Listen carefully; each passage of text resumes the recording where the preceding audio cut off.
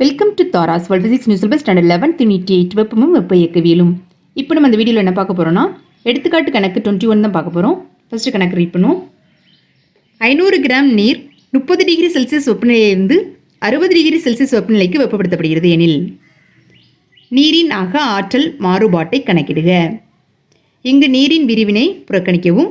மேலும் நீரின் தன்வெப்ப ஏற்பத்திறன் 4184 joule kilogram power -1 kelvin power -1 ஆகும்.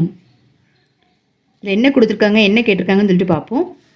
500 கிராம் நீர் 30 டிகிரி செல்சியஸ் வெப்பநிலையிலிருந்து 60 டிகிரி செல்சியஸ் வெப்பநிலைக்கு வெப்பப்படுத்தப்படுது. சரினா நீரின் அக ஆற்றல் மாறுபாடு என்ன அப்படின்னு சொல்லிட்டு கண்டுபிடிக்க சொல்லியிருக்காங்க. இங்கு நீரின் விரிவினை புறக்கணிக்கவும், நீர் விரிவடைகிறது புறக்கணிக்கவும் அப்படின்னு சொல்லிட்டு கொடுத்துருக்காங்க. மேலும் நீரின் தன்வெப்ப ஏற்பத்திறனும் கொடுத்துருக்காங்க. 4184 joule kilogram power -1 kelvin power -1. இப்போ நீரின் அக ஆற்றல் மாறுபாடு எப்படி கண்டுபிடிக்கணும் அப்படின்னு சொல்லிட்டு பார்ப்போம். நீரின் வெப்பநிலையை 30 டிகிரி செல்சியஸிலிருந்து 60 டிகிரி செல்சியஸ்க்கு உயர்த்தும் போது ஏற்படும் நீரின் விரிவை புறக்கணிக்கிறோம். வெப்பநிலை 30 டிகிரி செல்சியஸ்லேருந்து 60 டிகிரி செல்சியஸ்க்கு உயர்த்துறோம். அப்படி உயர்த்தும் போது நீர் விரிவடைகிறத புறக்கணிக்கிறோம். எக்ஸ்பேண்ட் ஆகிறத புறக்கணிக்கிறோம். நீரின் விரைவை புறக்கணிக்கிறோம். எனவே இந்நிகழ்வினை ஓர் பருமன் மாறா நிகழ்வாக கருதலாம். நீரின் விரிவை நம்ம நெக்லெக்ட் பண்ணுறதுனால இதை சப்போ பருமனில் சேஞ்சஸ் இருக்காது. அப்போ இந்த நிகழ்வை என்ன நிகழ்வை எடுத்துக்கலாம், பருமன் மாறா நிகழ்வுன்னு எடுத்துக்கலாமா? நீரின் விரிவு நம்ம நெக்லெக்ட் பண்ணுறதுனால இது பருமனில் எந்த சேஞ்சஸும் இருக்காது. அதனால் பருமன் மாறா நிகழ்வு அப்படின்னு சொல்லிட்டு நம்ம கன்சிடர் பண்ணியிருக்கோம். பருமன் மாறா நிகழ்வில் செய்யப்படும் வேலை சுழியாகும். பருமன் மாறா நிகழ்வில் செய்யப்படும் வேலை என்ன அப்படின்னு சொல்லிட்டு நம்ம தியரியில் நம்ம பார்த்துருக்கோம்லாம். சப்போ பருமன் மாறா நிகழ்வில் செய்யப்படக்கூடிய வேலை என்ன, W=0. மேலும் அளிக்கப்படும் வெப்பமானது அக ஆற்றலை அதிகரிப்பதற்கு மட்டுமே பயன்படுத்தப்படும். இந்த பருமன் மாறா நிகழ்வில் நம்ம கொடுக்கக்கூடிய வெப்பம் அமைப்புக்கு கொடுக்கக்கூடிய வெப்பம் அக ஆற்றலை அதிகரிப்பதற்கு மட்டும்தான் பயன்படுத்தப்படும்.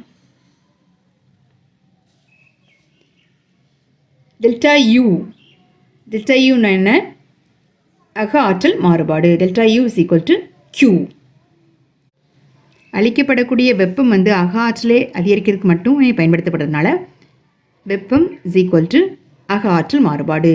அதாவது வெப்பம், அளிக்கப்படக்கூடிய வெப்பம் Q, அக ஆற்றல் மாறுபாடு டெல்டா யூ.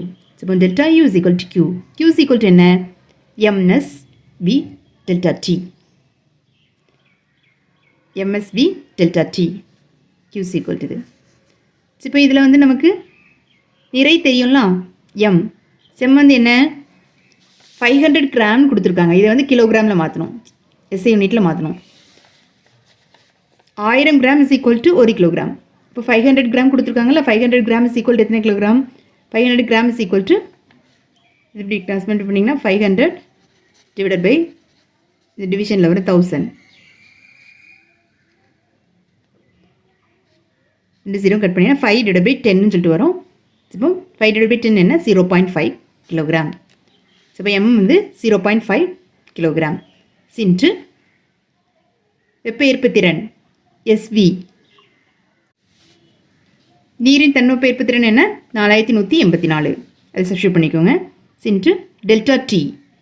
30 டிகிரி செல்சியஸ்லேருந்து 60 டிகிரி செல்சியஸ் வெப்பநிலைக்கு வெப்பப்படுத்தப்படுகிறது. So final temperature 60 minus initial temperature 30. 60 - 30 போட்டிங்கன்னா 60 - 30 என்ன, 30.